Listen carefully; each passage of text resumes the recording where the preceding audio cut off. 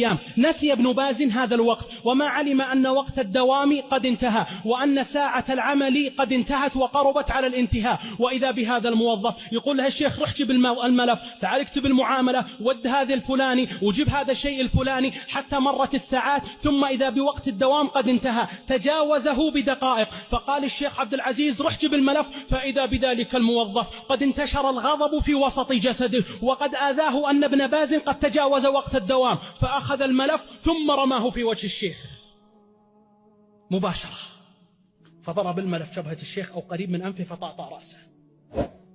يقول الموظف فضربت الباب فخرجت مباشرة. يا جماعة الخير قاضي، وفي أيام الشيخ عبد العزيز بن باز ورئيس القضاة محمد بن إبراهيم، أقسم بالله وجلال الله لو أراد ابن باز أن يجعله عبرة للتاريخ لجعله.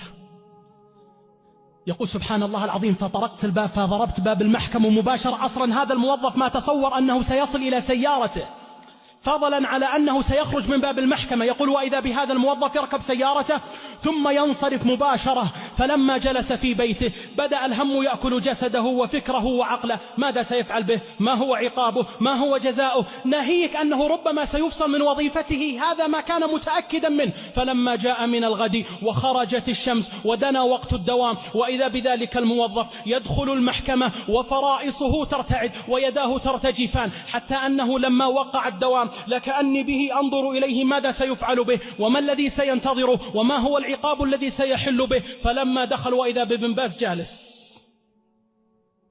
قال تعال. فإذا بهذا الموظف جلس الشيخ عبد العزيز بجواره رحم الله ذلك الإمام.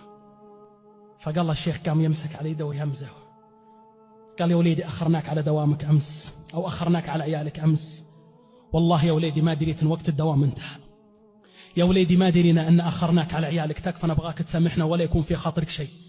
ويبدأ ابن باز يمسح على يديه ويتطلب أنه يصفح عنه، مع أنه هو الذي ضرب ابن باز في الملف على وجهه. تموج السطور لذكر ابن باز ويعلو على هامة الحرف نور، ويجري القصيد ليحكي الحياة حياة الإمام التقي الصبور.